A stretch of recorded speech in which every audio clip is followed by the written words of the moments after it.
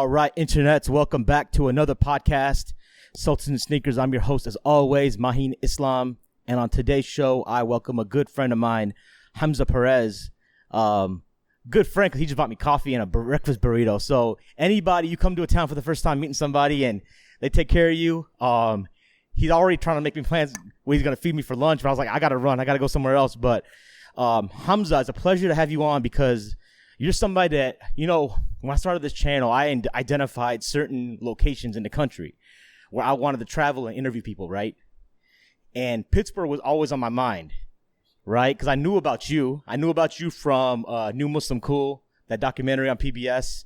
And then there's some other guys that, like, it all lined up. The guys I wanted in Pittsburgh, I got them scheduled, right? So, first of all, I appreciate you coming through. I know you're a busy man, father of, 9?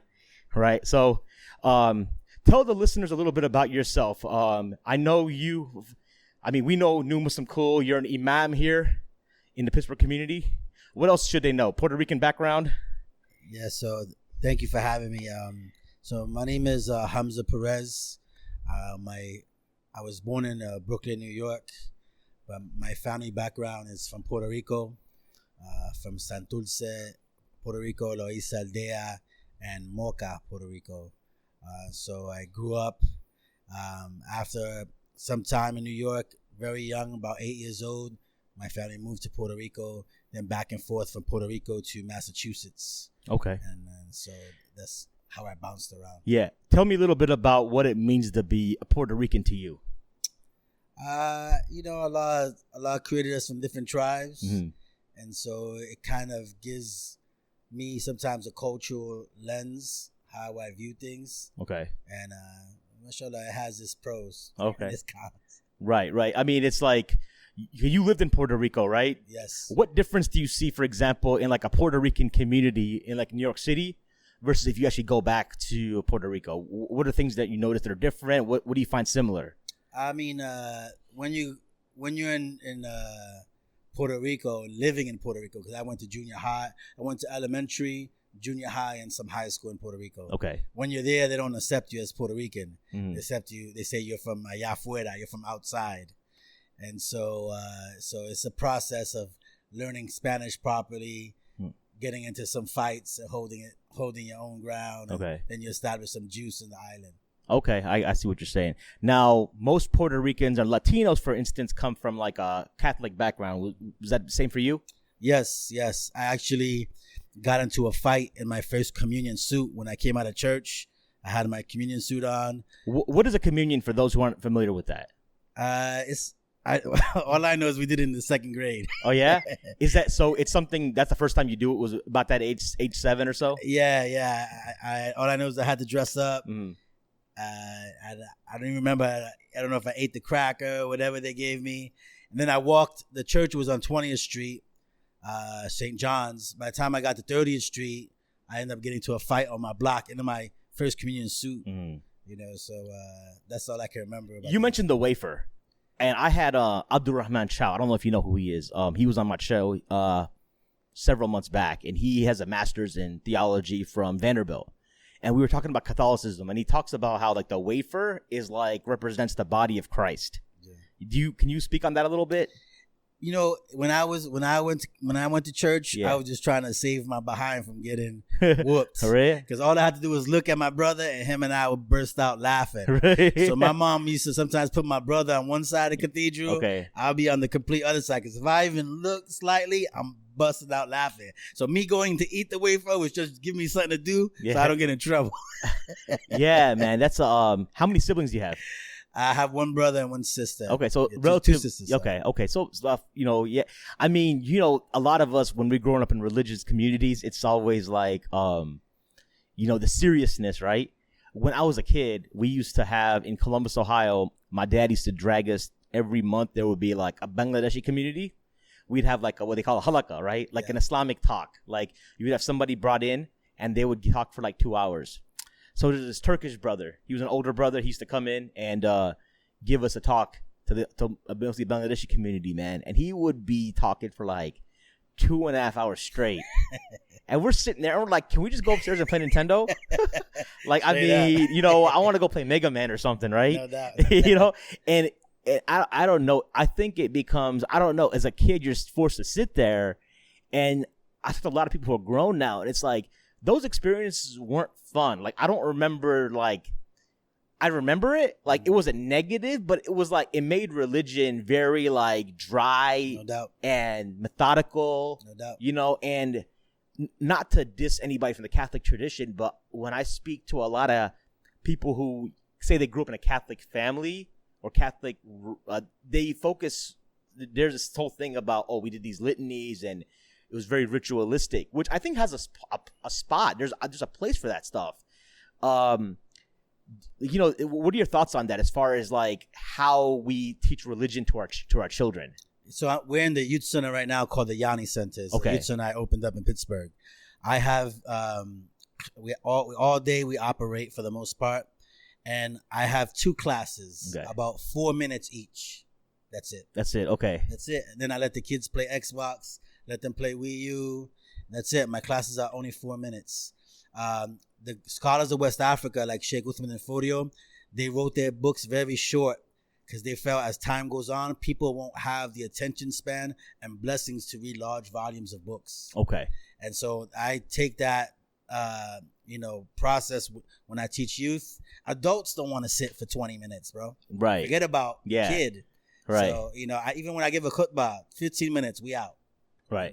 You know. I don't know how many times we were talking like, you go to Friday prayer or something, dude's like knocked down the corner, man. You see that drool coming down the side of his cheek, man. People be ODing.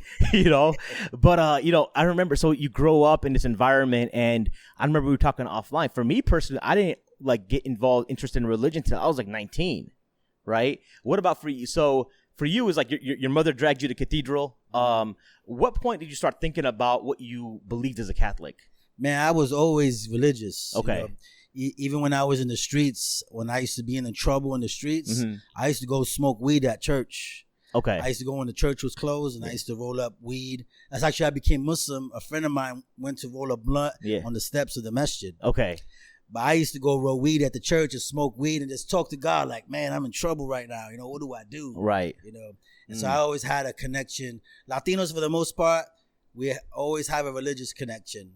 Oh, people talk about his relationship with God. Would you say, and I ask people about this at a very base level, and they're just like, well, we just talk to him. Like, if I need something, you're like, God, are you there? I need help. Yeah. Right? Yeah. And sometimes I think that, like, when we get ritualistic, sometimes we miss that point, right? No doubt. You know what I mean? My daughter is going to be 7, and she always comes to me. Well, now, they got cartoons and YouTube, right? So she comes to me, and she's like, hey, can I watch the story of Prophet Zechariah on YouTube? Because, like, they have the cartoon now. I don't know if you see these Ikra cartoons. You seen those cartoons? Yeah, I've seen them. They got the rabbits that are the commentary. They're a trip, man. And so, but it's like and it's interesting how they describe stuff that's like adult stuff, right? Like in the story of Prophet Joseph about like where he's being seduced, right? Okay. And it was like the wife of the minister wanted Prophet Yusuf to do very bad things.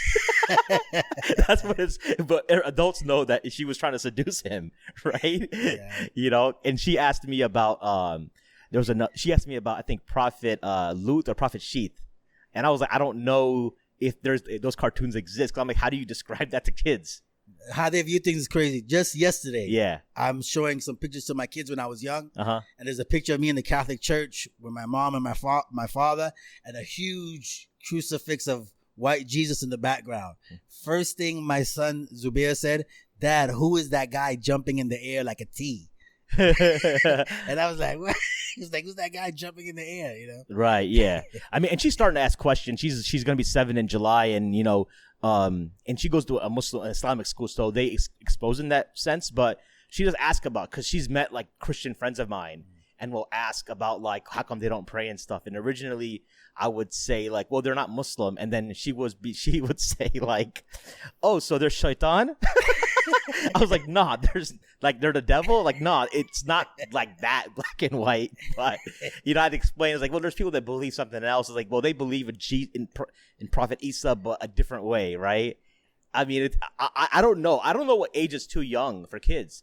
But kids are smart. We underestimate them, right? No doubt. You know what I mean? And I'm sure you're feeling that in youth work. So, what point did you ever like leave Catholicism? Did you go from Catholicism straight into Islam, or did you was there a medium point where you phased out of Catholicism? Yeah, my family phased out of Catholicism into more Baptist. Okay. I was already kind of in the streets by then. Okay. And then I got into the 5% lessons. Okay, so as far as the streets, you're talking about drugs and that kind of that drugs, environment. Getting high. Okay. You know what I'm saying? Right. So religion, you believed in God, but your parents are doing the Baptist thing now, and let me ask you: do you know why your parents decided this? Your mom or your dad or both? They switched over. Or? It was my grandmother, really. Your grandmother. Yeah. What? Do you remember what triggered her to switch over? I have no idea. Yeah. It's she just came home one day. She told me you got to go to church, and I said I don't want to go to church. And then she said you're gonna go to church, and I said if you bring me to church, I'm gonna get with the pastor's daughter because I saw her already. Yeah. She was like, you stay home. So then that's how I got out of going to church. I was like, you threatened to hit on the pastor's daughter? Yeah, man. I'll take that. You know what I'm saying? I'm about to clip that. She was like, get up la casa. You stay home today. Any young Christian boy that wants to get out of church, I'm gonna clip that for him. How to get out of church. 30-second hack. I was like, you can take me, but I saw the pastor's daughter. She looked good. She liked me. So my grandma was like, no. All right, yeah, we can't be having that for sure. So then you're in the streets. You got the 5%. So what's the 5%er about? The 5%er was which is known as the Nation of Gods of Earth, is a group that came out of the Nation of Islam.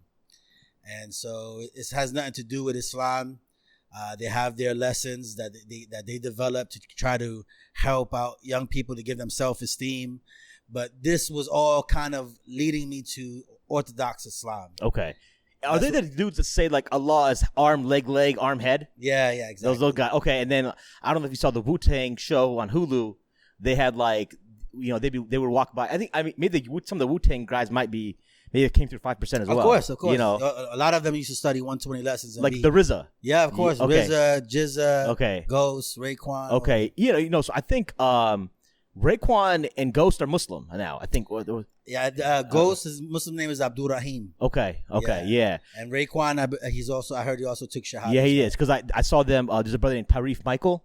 He's I met him in Chicago. He works with helping out youth with gang violence in L.A. But he's Wu-Tang's manager. And if you ever see the HBO documentary on Wu-Tang, he's sitting there at the table with them. So I met him. He came through Chicago at Tatlif one time for a program, and he was just there, just talking about how to clean the streets up a little bit. Sure. And I didn't know he was a Wu-Tang guy. He was he's very humble, down to earth. And then I ended up finding out later.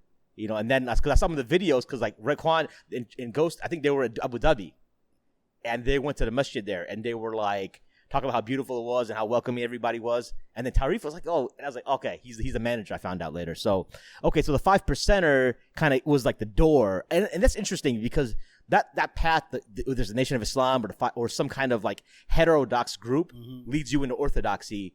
What was the transition like from the 5%er to maybe was there another step, or did you just find orthodoxy from the 5%er? I went to go buy 2 blunts at the gas station. Okay.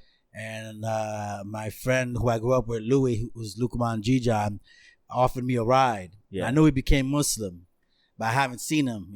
He got snatched up by Tablighi Jamaat. Okay. And those are the guys who were they're like the Muslim missionaries. Yeah, would you exactly. say? But they focus on Muslims. They don't focus on other religions. Their focus tends to be on Muslims who stop practicing. No doubt. That's the way to describe them. Okay. So I went to go buy these blunts, and he was playing the Quran in the car. Mm-hmm. And I was like, man, I got to get high to this, man. This sounds beautiful. Right. And I literally ejected the cassette, brought it home, rolled up 2 blunts, listened to the Quran, and it had a deep impact on my heart. And that's what started off. So do you recommend smoking weed? Well, does it give a better ecstasy? No, it was the Quran. It was the Quran? Okay. The Quran made me feel like, man, this is why I've been looking for this. Okay.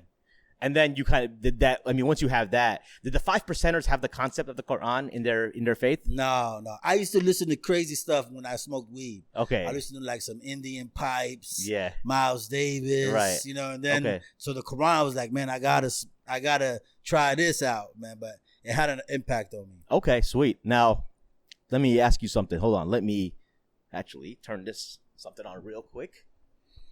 That I should have done. All right. It's all good. I keep this organic. Sometimes I forget to turn on an external recorder. Just another safety point. You know what I'm saying? Like when you're doing audio. So, anyways, yeah. Sorry, you're like you used to smoke weed to random deep stuff. Yeah, right. Yeah, exactly. Okay. So then, would you say it was a pretty natural progression? You are into the Quran. The Quran just kind of takes you into orthodoxy. I knew man, I need to do something with myself because I almost got killed a week before that. Okay. And I don't know if we have time to go into that story, but sure, let's hear it. So a friend of mine, his brother killed the leader of a gang. Okay. And this friend actually looked like me. So the gang was looking for his whole family to do something to them. Okay. And I lived around some abandoned factories. And we was aware that they were looking for my friend and that my friend looked like me. And this gang doesn't know me. Right. And I kind of lived close to that gang. Right. And so we went to go buy some blunts and boom, this car came up at night, turned off the lights. They all came out with guns. And my friend Sammy actually fell down. I had a chance to escape. Yeah. But then I thought, man, do I escape and leave my friend alone? Or do I go back and face death? And I went back. And dude put the gun to my face. Yeah. And just stood there for a couple seconds. And I said, man, do what you got to do, man. And he just said, nah, it's not them. Okay. And so that, man, I started thinking a little bit differently at that. You know what I'm saying? And I had a daughter by then. You know what I'm saying? So, let me tell, can you take me back to that moment when you have, that's literally I might die right now. This might be the last seconds of my life. What was cold-blooded is because I saw my friend Sammy fall. He fell running? Yeah, we tried to run. So then in a matter of a second, I thought, do I run and live and go to his funeral feeling like a sucker? Yeah. Or do I come face to face and stand side by side with my man? And I couldn't live with myself knowing that I left my friend. That I might leave my friend there. Was Sammy Palestinian or something? Nah, he's Puerto Rican. Okay. I was so I was like, man, there's no way I can leave my friend. Okay. So I didn't continue to run. So as soon as you decided to run back, you knew you were going to die, probably. Yeah, I wasn't even, it's not like I escaped, it's not like I was gone. I just had a chance to be gone. And I thought at that moment, man, how I'm gonna run and leave my man. As you might have to see his mom at the funeral, and how you explain that. Not only that, I couldn't live with myself. Right. Even though it was fresh, it was just happening at the moment. Right. But I was like, there's no way I'm gonna have to tough this out with my man. We're gonna do this. Okay. So then they left you, and then that kind of woke you up in the sense man, I need to what kind of life am I living? Right. I just thought, man, look, man, this stuff is, man, I don't know what I'm doing with myself. I'm a father. What I'm doing myself, I sold so much drugs. Yeah, still wasn't bringing me happiness. Yeah, I looked at my friend, Lukman. He looked like, man, he finally tasted happiness. He looked like light, man, when I would see him. When people say someone, how do you explain to somebody that they have light? That's hard to describe, right? No doubt. I mean, there's things that we feel that you can't always see. You can feel somebody staring at you. Yeah. Right. And you can see when somebody is enlightened with happiness. You understand? Right. They don't they just look like what they've tasted happiness. Not no fake stuff either. You know what I'm saying? Yeah. It's not like they trying, you know what I'm saying? Put extra shea butter to be shiny and all that. Right. He looked like he just really tasted happiness, it's interesting because we'll get to this. When you meet elder teachers of the Islamic tradition. I was in Fez, Morocco, and I went to a city called Meknes. And I met an individual by the name of Molay Hashim. He's in his mid-80s, right? And he was a teacher of my friend. So he was when you go to Morocco, visit him. And I was this is the most handsome 85-year-old man in the world. Right? I don't know if that's how I described him, right? And I think it's just demeanor, but it's also it's not purely physical. It's how their facial expression, they have this calmness, what we call sakina, right? All of that, combines into that, I think, no right? Doubt. Now, I almost feel though that a lot of people can't see it, right? It's something that you have to be open towards, or you're closed off to it. You're veiled from it, right? Would you agree with that sentiment? No doubt. Even our own inward state. If I look at people and all I see is dirt, yeah, that's a deep inward problem that I have inside. Right. Prophet Muhammad, peace be upon him, he could look at people who were in horrible states and still see some good in them. Okay. So a lot of that reflects on our world view and how we view things as well. Sure. Now, as you get into, you had experience, what happens next then? So it was Ramadan. Yeah. I'm drinking Heinekens and smoking weed. What year was this, by the way? 1998. December 1998. Okay.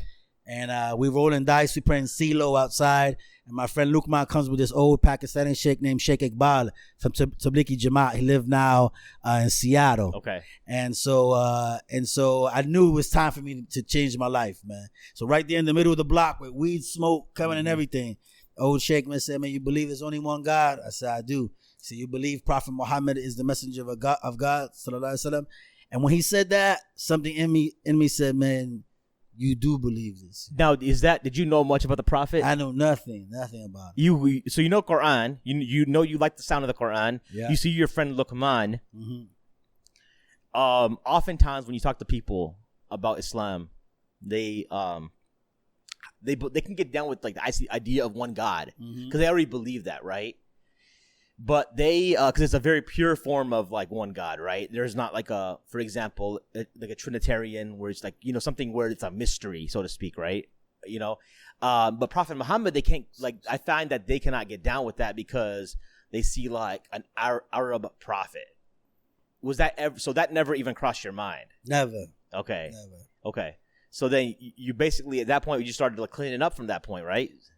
They took me to the mosque. Yeah. They showed me how to make wudu. My first salat was a 20 rakat tarawih. What? I was like, damn, this religion no joke. I got a leather coat on, smelling like Heineken. I'm like, man, I'm looking to the side. I'm doing real cool, like bowing down, looking sideways, like, man, when's this over? Next day, Tablighi Jamaat took me away To Ijtima. to 40 days? Ijtima. Yeah, next day. Look at, I took my shahada at night. First salat, 20 rakat tarawih. Woke up, had my first wet dream. I was like, what happened? What's going on? This old Pakistani brother took the blankets I was sleeping in, wrapped me in the blankets, and escorted me out the masjid with blankets wrapped around me. I thought it was like, this spiritual experience, man. I never had a wet dream ever in my life. Really? Yeah, the first one, man. Next day as Muslim. And you already had a kid, right? Yeah, I already had a kid. So you were 20 at the time? Yeah, I was 21. Okay. Wow. So he got you all gussled up and everything, and I thought I had like this chemical reaction. Did you even do the ghusl before the after shahada, before the salah prayer? No. Okay. No. Wow. Yeah. That's crazy. Now I've never heard anybody like the day of their shahad, like the day that became Muslim, doing 20 rakah. I know a friend of mine. The first time he prayed Taraweeh, like his first Ramadan, the first night he went to a joint in Chicago called Masjid Nur, and they went to like 1:30 in the morning. So I heard that, but nothing like you though. But I bet that 20, it wasn't. They probably finished up at like 11 midnight. It was no joke. Then the next day, they told me I had to fast. I bought a chicken parmesan sandwich at 2:00. Yeah. I don't know. I'm just walking all day with it. But in 1998, Maghrib came in at 4:20. Yeah. Because it was Ramadan was in December. Those are good. I remember them days. Yeah. Yeah, Ramadan was in December. Right. So then, where did you go to Ijtima? Like, just around the city? They took me, man. I have no idea, but I was just... I was following. Yeah. And was it a 40-day one? It was in Massachusetts. No, it was like a 3-day quick weekend. Okay. Piece. So then you just like getting it. Yeah. Okay. Now, I know now I want to talk a little bit about this this concept of like tasawwuf or Sufism or spirituality, right? When were you? Did you ever? Were you pretty much like whatever the Tablighi guys would teach you? You kind of went with that for the most part early on. For the most part, as long as stuff felt right with my heart, yeah, then I was cool. I wasn't really down with religiously criticizing people. Like some of the people I was around with, examining people's beards and all that. Oh. I was like, man, I didn't leave the streets for this, man. You know right. what I'm saying? So if something didn't feel right with my heart, So you didn't gravitate towards some of the like other. Some of us went through that phase. I never felt that. Okay. So this issue of like, when did you come across this concept of like Sufism? The purification of the heart and that whole science. Yeah. I got in within about a year and a half after becoming Muslim. Okay. Now, if someone's this is Sufism is a very interesting topic for people, because even for non-Muslims, because everyone's looking for spirituality, and it's like the science of spirituality, literally, right? Is that what that's I don't know if that's an appropriate way to describe it, but it's like you have a program, it's literally like a workout program, but it's for your soul. Yeah, you have Islam, which is how we do things. Yeah. Iman, how we believe things. Yeah. And then Ihsan, how we purify all of that. Right. Now there's with this concept within like this issue of Sufism, or the orders, right? The Sufi orders. Is that something you got into early on, or? I mean, I follow the Sheikh Uthman and Fodio is my sheikh. That's the teachings that's how I view the lens of the Quran and the Sunnah. Can you give people a quick 30-second, like a lot of listeners may know who he is, but people may not. Sheikh Uthman and Fodio, Rahim Allah, is the West African great scholar, the reviver of Islam, from northern Nigeria, that type of area. And he did a whole revival in West Africa that has changed so many hearts of so many people. And his tasawwuf, his Sufism, is based on the Quran and Sunnah. So there's no dhikr and jamaat, there's no dancing, there's none of that type of stuff. It has to be based in the Quran and the Sunnah. Okay. So he was about in the 1800s? Yes, he passed away in 1817. 1817, so late 1700s, early 1800s. Okay. Yeah. So he was the founder, and just for people to understand, like, 'cause I asked you offline, like you said you're like from the Tariq of the Qadri, like Abdul Qadir al-Jilani, right? That's correct. So a lot of times what happens, so like if I understand, I'm not in a formal tariqah, but I respect the concept, right? And I am seriously considering that for myself as well, right? So how were you introduced to the order, I guess is what I want to know first. It was just studying the books of Sheikh Uthman and Fodio, and his teachings in Tasawwuf.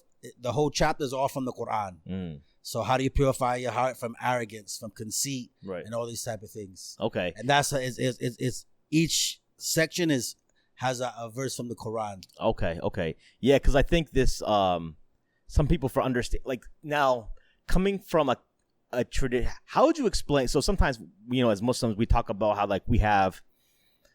It's a question I struggle with, not for myself, but how to explain it to somebody, because a lot of Muslims will be like, well, I only want to do what's safe. I only want to know what's like from, and you said like, and they would be like, well, why do you have to follow an order, even though you're saying it's all from the authentic sources, right? What is the benefits of the order versus like if you're just trying to do it on your own? Well, like, it's not, the only thing that's obligatory to follow is the Quran and the Sunnah. Right. Okay. Yeah. These schools and these brotherhoods help you arrive to that through tapping into verses of the Quran that may be applicable for you, that will help you understand things better, right? And then to recite to benefit you. And so these are systems that have been proved and tested to help you transform your bad characteristics into good characteristics. Right. Now, how did you negotiate? I know you have a music background. You're not in that scene anymore, but you were and New Muslim Cool was kind of an insight into that, right? How were you negotiating like faith and like that career, so to speak, at the time? Yeah, I mean, the music stuff was tough, man. I read one verse from Sheikh Uthman and Fodio's book, Umdatul Muta'abidin, on the section of Tasawwuf. And it said, whoever desires greatness, then Jannah is not their home. Paradise is not their home. What? And it's an ayah in the Quran. Wow. And then I thought, man, what MC doesn't want to be great? You know what I'm saying? And then I was like, man, I need to be careful that I'm not doing this music stuff for the wrong reason. Is it like, because, so help people understand this. So we have this concept called ihsan, right? Yeah. And doing things with excellence. How do people negotiate? Because like people like would say, well, we should aspire. God wants us to be great because we have this concept. We do everything with excellence, right? What's the key distinguishing factor? The key distinguishing factor is if you're doing stuff for God, you're glorifying God, right? Mm-hmm. But if you're doing stuff for yourself, it's like Rumi said. He said the ego is Pharaoh dressed in the garments of Moses. Right? So it's really about the ego. Yeah, no doubt. You look at a musician, when he comes off the stage, people giving him daps, stroking his ego, you know what I'm saying? And that can be for the imam too, on the minbar. Yeah. So I thought, man, this is too dangerous, especially when New Muslim Cool came out. That's when I wanted to stop, because I'm traveling over the place, NBC, you know what I'm saying? I'm like, man, you know what? This can be dangerous for me. That came in like 07 or 08, so around that time? 09, okay. 010. Okay. One of my teachers said, whoever wants name and fame gets shame and flame. And I just wanted to be like, man, let me just fall back, man. And so around, like pretty soon after you gave up the music thing? I right when the documentary came out, we had one album out ready. Right. And then I didn't like the taste of all the attention I was getting. And I think I think it worked because, like, I don't hear your name in the sphere anymore. You know, this is not a Muslim podcast, but when I think about Muslim like, I had to search for a podcast before. See, I just wanted to make sure I didn't cover anything redundant with you, and I only found this one that some local guy in Pittsburgh did with you, right? And so I guess whatever you did worked, because you kind of fell off the grid. Yeah, I shut it down, man. I even went for a long time, no phone. I did a Ramadan, no phone. You know, I did the last 10 days with that. With like, I had a flip phone for emergency for my wife, and I left my smartphone in my car. Yeah. You know, so that was like, it's strange because you're so addicted to the phone, right? Yeah, no doubt. You know what I mean? Oh man. So I started shutting stuff down. You know. So now you're in a community building, right? You talked about the youth work. I want to hear about this project you have with this thing called the Rabat in Pittsburgh. Okay, so Rabats are just places of spiritual fortresses. Scholars used to even name their schools Rabats. It means like fortress. Okay. So we have a Rabat on Pittsburgh's north side, in the heart of like one of the worst neighborhoods and like I said, on Pittsburgh's north side. And so we're just there, you know, we function, we teach classes, we have some prayers, we have some community cookouts from time to time to feed the people. And our goal is to set up indigenous Muslim communities in African-American neighborhoods. Indigenous meaning like convert families? Convert families, exactly. Okay, because that's the thing. It's like, that's always the neglect. Like, people are always talking about, like, we immigrant Muslims, spoon-fed Muslims always love it when someone becomes Muslim, but then they don't want to there's like the work after, right? So it's kind of like to facilitate that work, right? No doubt. And I feel it's the best if, like, because you guys understand your own experience, right? You never did mention, was there any pushback from your family when you became Muslim? No, man. They told my mom, hey, man, we saw Jason with a dress on. my government name is Jason. Yeah. We saw Jason with a dress on. Que le pasa? What's happening to him? My mom just be like, man, leave him alone, man. He's not doing what he used to do. You know, and that's a common theme. It all depends. If someone was like living a messy life, into drugs, partying, and then they become Muslim and they get cleaned up, I've heard that most parents are like, no, my mom was happy. You know, they're like, well, listen, kept them out of trouble. My mom became Muslim. My mom is Muslim now. Yeah. Mashallah. That's that means what is the best? Mashallah means like God decreed it. No doubt. Right. So we're happy about that. So, all right. Any final words? How can people find out about you if they want to check out the Rabat? Is this, let's say people here on this podcast, they're interested in Islam, and they're in Pittsburgh, they can come check you guys out? Light of the Age on Pittsburgh North Side. Okay. I'm also here I opened up a youth center at the Islamic Center of Pittsburgh. Okay. Called the Yanni Center. They're more than welcome to come check me out here as well. And then what about maybe people who are new Muslims but not from the area but they want to move in? Is there opportunity for that here as well? Pittsburgh is a very great city to move to. Okay. So, you know, they shouldn't have any problems finding the Muslims here work a lot with each other as well. Yeah, it's hard to find Pittsburgh's got a cool feel to it. I do like, this is the maybe third or fourth time I've been here in the last few years because I used to come for work, and I always like to drive into the tunnel. Yeah. You see the city, the hills too. It's kind of it's not comfortable for me to drive it, but it's also very like scenic. And I think, I don't know if I'd move. It's cheap though, but and y'all do got some like heavyweights as far as like Islamic scholarship goes. Like, that's for a relatively small community, right? So, all right, Hamza, well, I appreciate you coming on. For my listeners out there, by the way, where can do you have a website, anywhere they can follow you guys? Nothing? No. Just like being low key. email me. No, email Hotmail. Hotmail, yeah. Because I was like, you don't have no Instagram or nothing, you know. At AOL.com. You don't have an AIM or something, man.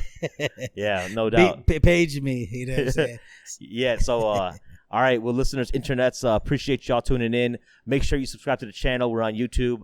If you're listening on audio, Apple Podcasts, Spotify, Stitcher, Google Podcasts. And I think I got it covered. I probably missed one. Anyways, and if you can leave a review, leave a 5-star review. If you're not going to leave a 5-star review, don't bother, all right? Till next time, this is your host, Mahin Islam, with my special guest, Hamza Perez, signing off for Sultans and Sneakers. Peace.